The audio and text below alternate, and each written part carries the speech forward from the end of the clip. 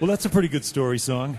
Yeah, that's an element of surprise. Yeah, nothing like a surprise ending. Priceless. Yeah. Priceless. Yeah, you set it up. Now, that's not your song, but you have written some great songs. Have you been a songwriter for a long time? Is that something you've been doing a lot? I guess I've been doing it for about 6 years now, 7 years, something like that. My mother was a really good painter, and my sisters were shy about their own painting around her. Is that kind of how it was for you? Were you shy about your own musical thing in your home scene? I still am. I'm hoping neither of them is here tonight. I'll get out of here. No, it's always been pretty nurturing as far as being supportive musically in both sides of my family, and certainly with my sister. My sister, Sally, I believe you know her. You all know Sally Taylor? Yeah.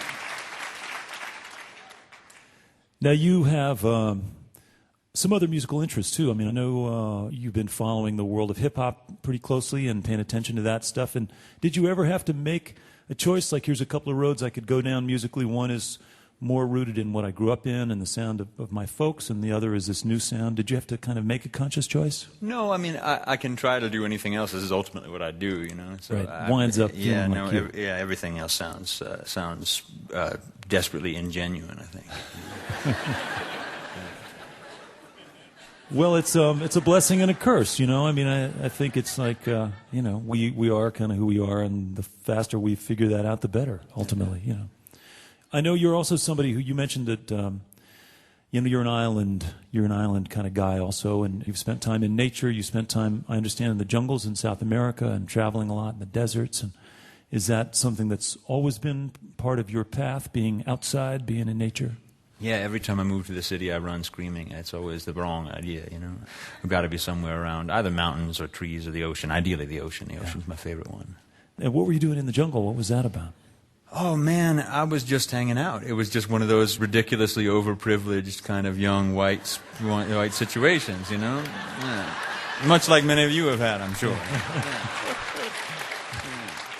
Right, but most of them go to Cabo or something, and, you know... I suppose so. No, I mean, it seemed like a good idea. It was a great idea, actually. I really did just go down there to see what it was like, really. I'm lucky to have done. Yeah. There is something about being in nature that changes people, and I know that, again, you grew up in an environment that is conscious of paying attention to and kind of preserving and protecting beautiful spaces. Is that something that you're involved with at all, too? It's something that I try to involve myself as much as I can. One of the things one of my pet peeves, if you will, is when musicians and people who are relatively high profile to extremely high profile, they attach themselves to charity organizations that they know nothing about. There's nothing worse for me than sort of doing a benefit concert and somebody asking me a question about it that I don't know how to answer. Right. So I try to sort of be involved with what I have actually time to get involved in. You know, the NRDC is something that sort of familially we've all been supportive of, and housing. For those listening, that's the Natural Resource Defense Council. Yeah.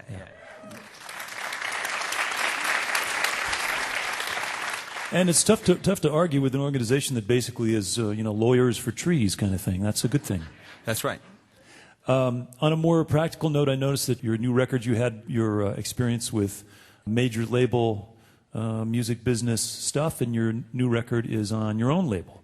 That's right. And does that mean that you're going to be a record guy? Are you going to be looking around for other artists to sign and record and promote and all that stuff? Yeah, I've got a suit and a tie downstairs. I'm going to come up right as soon as I'm done and check out Peter's show some contracts around and buy some people some sushi and stuff. Yeah, I've got a whole different hairdo for that, don't worry.